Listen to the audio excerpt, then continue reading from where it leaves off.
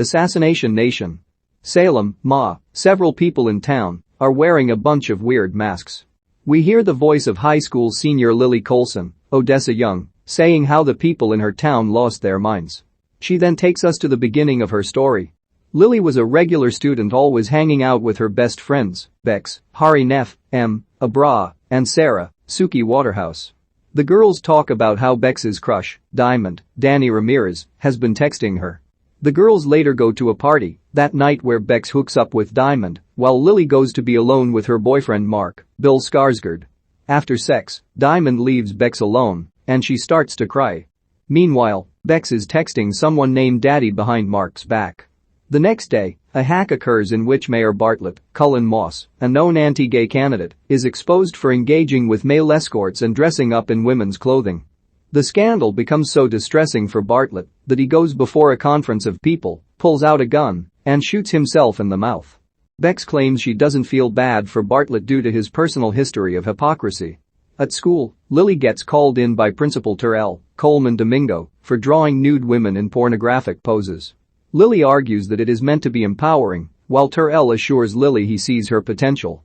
Soon, Terrell's phone gets hacked, and pictures of his underage daughter are shown, making people think that Terrell is a pedophile.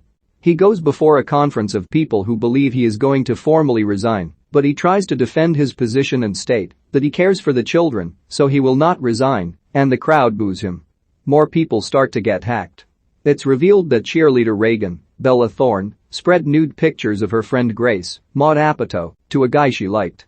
Grace takes an aluminum bat and whacks Reagan over the head with it during cheerleading practice, leading to Grace getting arrested.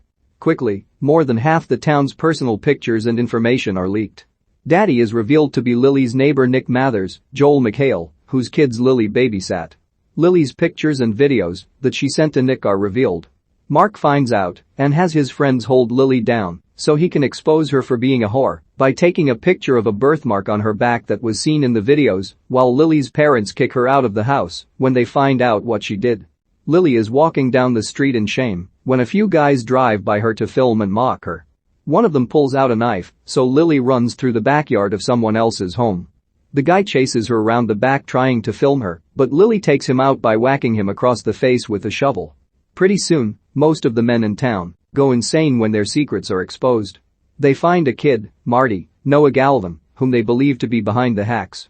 After waterboarding him, they get Marty to say who is really behind the hacks. In a live video, Marty claims that he noticed a lot of activity coming from Lily's computer, labeling her as the mastermind. The men in the video stab Marty to death, and Lily and her friends see the video, knowing they are in trouble. Masked men break into M's home and go after the girls. M's mom Nance, Anika Noni Rose, gets her own gun and kills some of the men, but one of the men in turn kills Nance. M and Sarah are taken outside and held hostage by a corrupt cop and other psychos. Bex tries to escape M's house, but she's cornered by a masked goon with a nail gun. They fight in the pool until Bex gets the nail gun and kills the guy. However, Bex is found and caught by Diamond, his friend Johnny, Cody Christian, and other goons. Lily runs to Nick's house for safety. Although he comforts her at first, his intentions become sinister when he tries to rape Lily. She appears to go along with it, but then bites him in the face and hides in his bathroom, where he finds what appear to be the mutilated corpses of Nick's wife and daughter, whom he killed after his life was ruined. Lily takes a razor blade and ties it to a towel. Nick breaks through the door and attacks Lily, but she slashes his throat. Lily then finds Nick's large cache of weapons and goes to save her friends. Lily finds the cop taking M and Sarah, and she confronts him.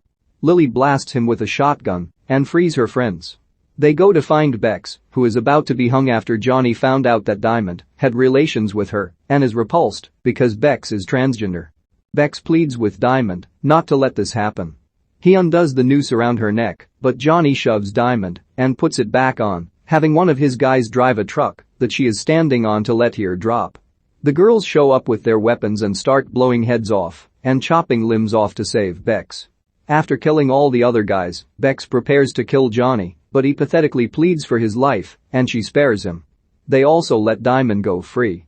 Lily then makes a video calling out to the other girls in the neighborhood to stand up and fight back against the psychos.